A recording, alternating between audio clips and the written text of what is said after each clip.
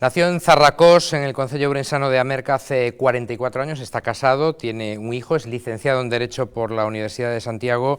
Nada más finalizar la carrera, comenzó a preparar la oposición, la difícil oposición para convertirse en juez, lo que ocurrió en marzo de 1998. Al año siguiente fue destinado al juzgado de instrucción número 1 de Vilagarcía, en donde libró una destacadísima batalla contra el narcotráfico y sus consecuencias. Entre sus éxitos figura, por ejemplo, la captura en 2003 del mayor alijo de cocaína del siglo en nuestra comunidad, cerca de 7 toneladas que viajaban a bordo del South Sea. Después ejerció también como juez en Mataró y en A Coruña. En la actualidad es el titular del juzgado de instrucción número 2 de Santiago. Entre el año pasado y este encabezó, además, lo recordarán, la mediática investigación culminada con éxito para la recuperación del Códice Calixtino. Acaba de recibir el premio Ourensanía 2012 que concede la Diputación de esa provincia. Don José Antonio Vázquez Tay, muy buenas noches. Muy buenas noches, Pablo, Bienvenido. y sobre todo muchas gracias por esta invitación. Estar en tu programa es un placer, un auténtico placer. Igualmente. Hace poco recordó usted que hay muchos más desahucios por alquileres que por hipotecas. ¿Qué le parecen los cambios legislativos que introdujo la semana pasada a golpe de decreto el gobierno de Mariano Rajoy? Lo que intentaba con el artículo en donde mencionaba la diferencia, bueno, hacía una llamada de atención simplemente sobre la existencia de desahucios legislativos y desahucios sobre hipotecas. Lo que intentaba simplemente era hacer una llamada de atención sobre la realidad, es decir, me parecía que estaba haciendo una manipulación periodística en el sentido de buscar una cifra excesiva para decir, en España hay 300.000 desahucios y por lo tanto la banca es culpable de 300.000 desahucios. No, la banca es culpable de los desahucios de los que es culpable, que son 1.500, 1.800 al año, los 300.000 restantes son de segundas hipotecas, mercantiles, arrendamientos, y era un poco hacer una llamada para que cuando hablemos de un problema pues podamos hablar de ese contexto. En cuanto a las reformas legislativas, como jurista no puedo opinar de ellas en el sentido de si son mejores, peores, más acertadas, menos acertadas. ¿Pero serán efectivas? Que eso sí que nos lo puede decir. A ver, el problema de las medidas legislativas en este problema tan concreto es que hay que ponerlas lo mismo, hay que hacer una llamada sobre el contexto del que estamos hablando. Punto primero, España es un país que estamos en crisis económica, España es un país en donde el sistema financiero está siendo observado con lupa, todos los inversores extranjeros están observando nuestro sistema financiero, nuestro sistema jurídico con lupa, y lo que tenemos que ofrecer es, primero, seguridad jurídica y segundo, credibilidad. Si hacemos reformas en base a manifestaciones de ciudadanos, la inversión extranjera se va a retrotraer y la seguridad jurídica, entonces se cuestiona. Lo que el legislador trató es de dar una respuesta a un problema tratando de que esos dos factores no se alteraran. En ese sentido, dio quizás la mejor respuesta posible en el marco, en el escenario en el que trataba de operar. Lo que me cuestiono es si el legislador tiene que dar todas las respuestas o alguna vez tendrá que dejar que el otro factor, que es los otros dos poderes, el ejecutivo o el judicial, podemos dar esa respuesta que él quizás no sea tan efectivo para dar. Por cierto, respecto a lo primero que decía, ayer mismo vi el dato, el 97% de los españoles que tienen hipoteca pagan sus cuotas puntualmente. A eso me refiero, es decir, es que el problema de lo que estamos hablando parece como si fuera, es decir, el tema, lo que trataba de llamar la atención simplemente es por un tema que es muy claro. Es decir, es muy fácil buscar o demonizar a la banca porque es un personaje o una entidad, el sistema financiero en estos momentos en España tiene una credibilidad mínima, buscada o no buscada, merecida o no merecida. Pero tocada. Tocada, exacto. Entonces es muy fácil decir, tenemos una crisis, es decir, 300.000 desahucios en un país, es una crisis social, es un problema social, y era muy fácil buscar un enemigo común al que echar la culpa. Yo creo que ahora tenemos que entrar en una realidad mucho más profunda y es analizar cuál es el verdadero problema. Primero, la verdadera crisis, el verdadero problema es la crisis económica, el paro, el desempleo, esa es la verdadera origen o la verdadera causa de ese masivo desahuciamiento que hay o desahucio que hay de la gente. Entonces la respuesta, hay que buscar aquella resolución que no perjudique el sistema financiero, que no perjudique nuestra credibilidad como país. En ese sentido yo creo que el decreto del Estado quizás no sea tan efectivo para resolver los 1.500, quizás afecte a un porcentaje muy ínfimo de los desahucios por hipotecas, los más peligrosos o los más socialmente sensibles, podemos decirlo así, pero internacionalmente no va a afectar tanto a nuestra credibilidad como si hubiéramos llegado a un decreto mucho más amplio. Creo que en estos momentos si creo que queremos salir de la crisis económica, hay que intentar dar una respuesta más amplia a una situación que no es solo la de los desahucios. Se lo decía porque efectivamente ese dato, el 97% de los que tienen hipoteca pagan. Habría que ver del 3% restante, por su experiencia, por ejemplo, en los juzgados, creo que debe haber un porcentaje también importante de gente que quiere pagar, no puede, sí, pero quiere pagar. Exactamente, que hay que dar una posibilidad de pagar mediante un aplazamiento del pago, es decir, la plataforma de gente que están afectados, yo supongo que son una plataforma de personas que buscan una salida y hay que ofrecérsela, pero esa salida que se le ofrece a esa plataforma lo que no puede afectar es, en primer lugar, ni la estabilidad jurídica de este país, ni en segundo lugar, la posible salida jurídica, digo, la salida económica de este país. Hay que darse cuenta de una cuestión, y es que toda medida positiva tiene una connotación, y eso es lo que la gente no piensa.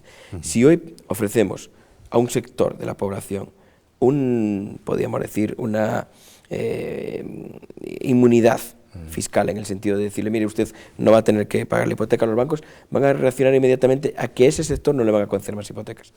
Porque cuando ese sector entre en crisis, entonces lo que tenemos es la contraprestación de que quien esté implicado, oiga, no me van a conceder hipotecas. Toda medida tiene sus consecuencias, naturalmente, claro. Y hay que ser muy prudente, ir con tiento y sobre todo a la hora de modificar una ley. En este caso ha sido un decreto que utiliza, digamos, las leyes que existen en la actualidad sin modificar grandes aspectos de ellas, ¿no? Quizás hubiera sido más positivo seguir la indicación que se nos decía desde Europa de no existe un suficiente control judicial sobre la ejecución de esos procedimientos, no existe el suficiente control judicial como es como en otros países. Entonces, quizás se nos hubiera debido de permitir a nosotros, dentro de lo que son el decreto de prácticas, buenas prácticas bancarias, el decreto de la lucha contra la usura, la ley contra la usura, tenemos medidas, tenemos normas, incluso tenemos la posibilidad de que el juez consulte a Europa y decirle, mire, dentro del marco europeo, ¿cuál es la mejor aplicación e interpretación de esta norma española? De todas maneras, lo que le he dicho, señor Vázquez Taín, es cierto, ¿no? La mayoría de los españoles, por lo que usted ve en los juzgados y ha visto en estos años, quiere pagar. Es decir, no hay dolo, dirían ustedes, ¿no? No, que va. La buena voluntad del español y del español que intenta salir a flote es clara. Entonces, lo que tenemos que intentar es no caer en ese populismo de intentar hacer victimismo, ¿no? Al contrario, es decir, dar una salida honrosa a esa gente que se encuentra en una situación y al mismo tiempo no perjudicar el sector financiero ni el sector económico español. Más cosas, cambiamos de tercio radicalmente. Es evidente que la investigación y posterior recuperación del Códice Calixtino tuvo un impacto mediático y social muy importante. ¿Se puede trabajar como trabajan ustedes con tamaña presión? Sí, se puede. Lo que ocurre es que en este caso, a ver, quizás, y permítame echar un poco de flores, la Brigada de Patrimonio Histórico de la Policía Nacional tienen muchísimas tablas, un grupo de investigación policial que tiene unas tablas enormes, Antonio Roma, el fiscal, tiene unas tablas enormes, ya me pilló quizás en la mejor época de mi vida, ya llevaba 14 años de experiencia, la presión mediática ya no afecta, cuando ya uno ya tiene 14 años se considera suficientemente independiente y sabíamos muy bien lo que teníamos que hacer, que era recuperar el libro. Si al mismo tiempo se podía esclarecer el procedimiento, esclarecer el culpable y todo eso, sí que se iba a intentar hacer. Hablamos claro, desde un primer momento sabía la policía, No, desde un primer momento teníamos 3 vías, hace poco, rememorábamos un poco porque estamos haciendo un informe final, o se está preparando un informe final, y recordábamos un poco cuáles eran los principales sospechosos al principio. Había sospechosos que tenían una, podríamos decir, mayor connotación o una mayor simpatía dentro de lo que éramos los investigadores, y hubo un momento en que recuerdo, allá por febrero de este año, cuando hicimos la porra, todo el mundo apostábamos por una persona que en estos momentos ha quedado totalmente al margen de la investigación, pero era quien se llevaba las apuestas, las mayores apuestas. No había esa apuesta al principio. Lo que ocurre es que a toro pasado todo el mundo es muy torero y ahora todo el mundo se trata de decir qué fácil era, porque yo lo sabía. Hay una lista de 5 nombres que cualquiera de esos 5 nombres que ahora se digan, todo el mundo diría lo mismo. Desde luego, pero al final, cuando se sospechaba más a ciencia cierta de Manuel Fernández Castiñeiras, el gran miedo era que destruyera el libro, porque venderlo era muy difícil, vender un producto así en... El gran miedo no es que lo destruyera, el gran miedo era que nunca nos dijera dónde estaba, que se perdiera para siempre, como se perdió en su día El grito de Moon, un cuadro histórico de un valor incalculable y que durante 29 años simplemente no se encontró hasta que se encontró casualmente porque el autor del robo murió sin decir dónde estaba. ¿Y le sorprendió a usted que amasara tal cantidad de dinero a mayores del libro el señor Castiñeiras? Nos sorprendió a todos, sospechábamos y tratábamos de asegurar, es decir, uno siempre tiene el temor de incurrir en algún error, tiene un temor de incurrir en algún exceso, y ansiábamos el que dentro de su vivienda hubiera algún indicio que nos pudiera justificar todas estas medidas gravísimas o gravosísimas que estábamos adoptando contra su familia, y nos sentimos muy aliviados cuando empezamos a encontrar algo. Cuando empezamos a vernos desbordados por los hallazgos, pues realmente nos sentimos sorprendidos, nos sorprendimos muchísimo. Por cierto, le vi a usted, estaba yo allí también en la puerta del garaje el día aquel, que tenía usted una cara naturalmente de satisfacción muy grande, entre satisfacción y nervios, si me lo permite. Muchísimo. Estábamos todos muy nerviosos, porque realmente a cualquier persona que se pase por ahí se puede vulgarizar la investigación, se puede simplificar los éxitos, pero cuando los que hemos vivido dentro lo hemos vivido durante un año, la presión sobre todo es eso, es decir, tuvimos una presión mediática, tuvimos una presión todos dentro de nuestro ámbito profesional, una presión en el sentido de que nos sentíamos responsables incluso de que el códice no se perdiera para siempre. Cuando uno se alivia en el sentido de decir, vale, saldrá mejor, saldrá peor, pero el motivo principal está ahí, nos sentimos muy aliviados, y realmente una sensación de alivio, sobre todo muy aliviados. ¿En qué fase estamos? ¿Cuándo habrá juicio? Estamos en una fase intermedia que no puedo predecir cuánto va a durar. Estamos en una fase en donde se está discutiendo. Hoy mismo me ha anunciado la funcionaria que se ha presentado un par de recursos de apelación, la audiencia tendrá que delimitarlo. Estamos en una fase intermedia donde lo que se está discutiendo es qué elementos se van a llevar a juicio y qué elementos son desechables. Como es normal, la defensa pretende declarar como desechables una serie de indicios, la fiscalía otros, y están en ese debate jurídico en torno a qué elementos se van a llevar a juicio y qué no.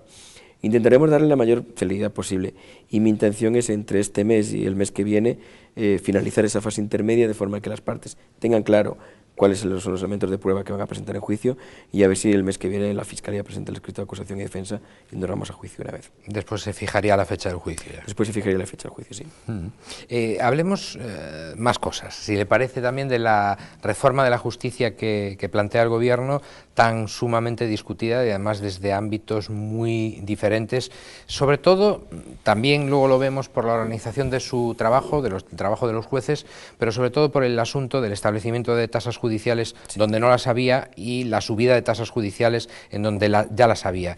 ¿Ustedes de los que piensan que eso va a retraer a muchas personas a la hora de denunciar? A ver, las tasas judiciales, yo recuerdo discusiones hace años ya, remontándome a 4 o 5 años, cuando este debate se producía en torno a si el exceso de demandas, porque realmente los profesionales que estábamos en la justicia preveíamos que aquí había un exceso de demandas y que esto se estaba excediendo. Realmente tenemos demandas un poco ridículas, pues oiga, si es que la vecina tiende la ropa y me gotea sobre la mía, ya presenté una reclamación judicial.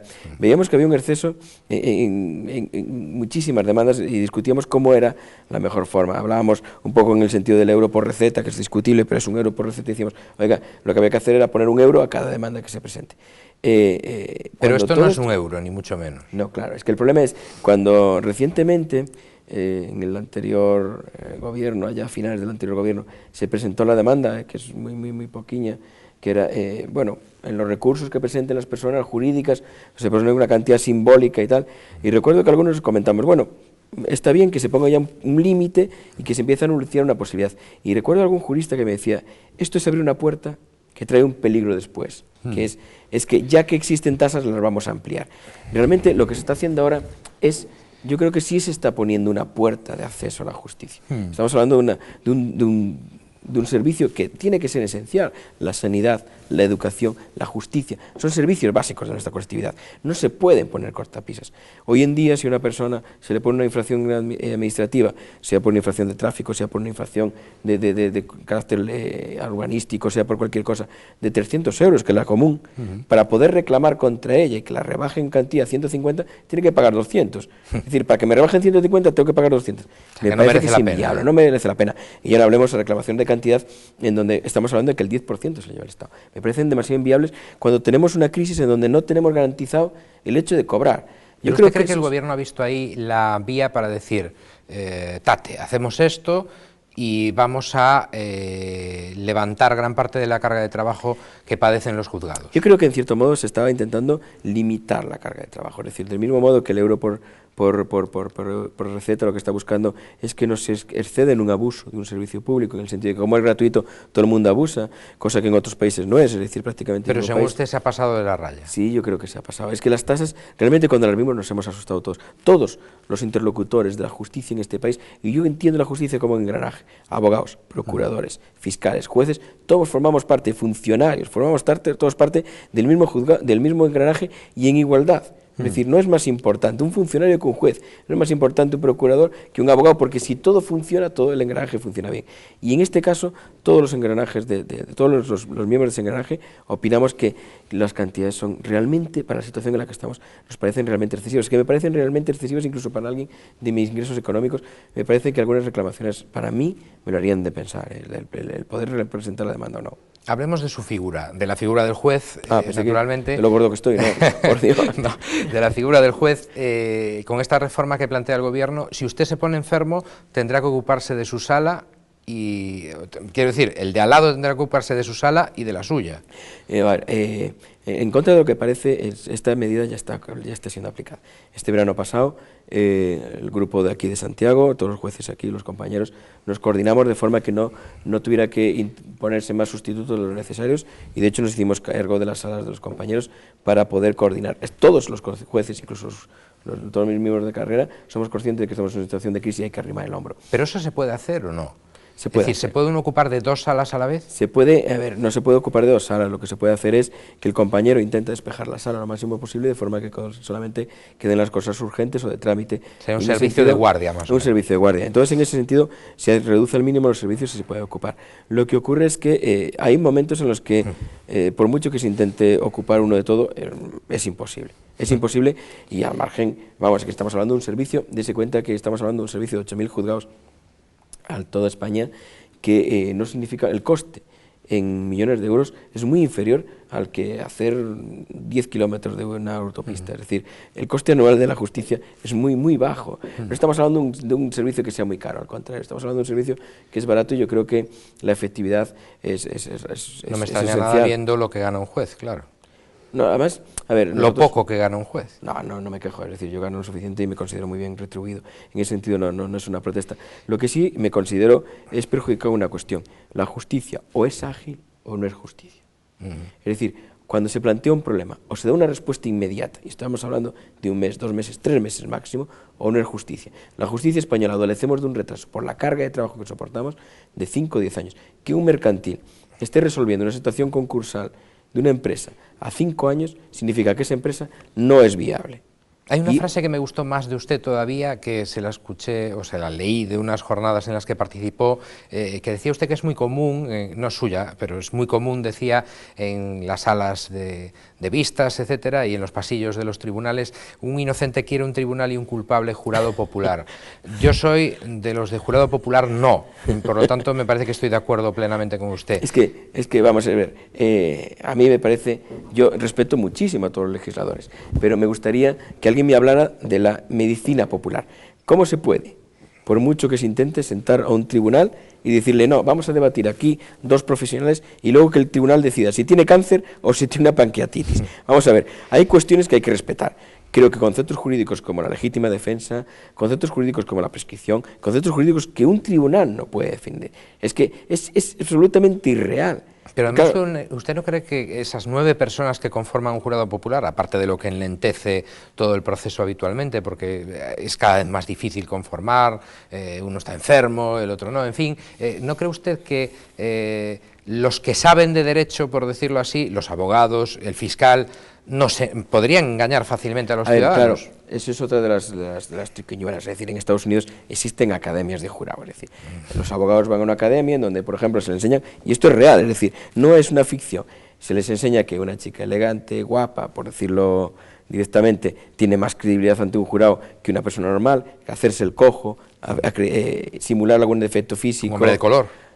Claro, el hombre de color ya es negativo. Es decir, en Estados Unidos ante el jurado siempre va un abogado blanco, simula algún defecto físico para que, si hay mujeres en el estrado, se sientan más maternalistas, por decirlo de alguna manera, intenten decir, oye, mira, pobriño que cojea, seguro que es bueno y me está diciendo la verdad. Entonces, todo eso está muy estudiado. Se hace un auténtico teatro, porque realmente no se está discutiendo conceptos jurídicos. Ante unas personas de la calle, lo que se discuten son aspectos teatrales. ¿Cómo es posible? Hoy lo vemos muy bien, es decir, si uno analiza la parrilla televisiva, ¿qué sectores de público sigue cada televisión? Eso está estudiadísimo, y todo eso en los jurados está estudiadísimo. Entonces, ¿cómo conseguir una solución? ¿Cómo conseguir una condenatoria, una sentencia condenatoria? Es claro, yo recuerdo una anécdota. En la primera sesión del juicio de Rocío Barinkoff, me dijo un compañero, que lleva muchísimos años de tribunales como periodista, me dijo, María Dolores Vázquez va a ser condenada. No tiene nada que ver.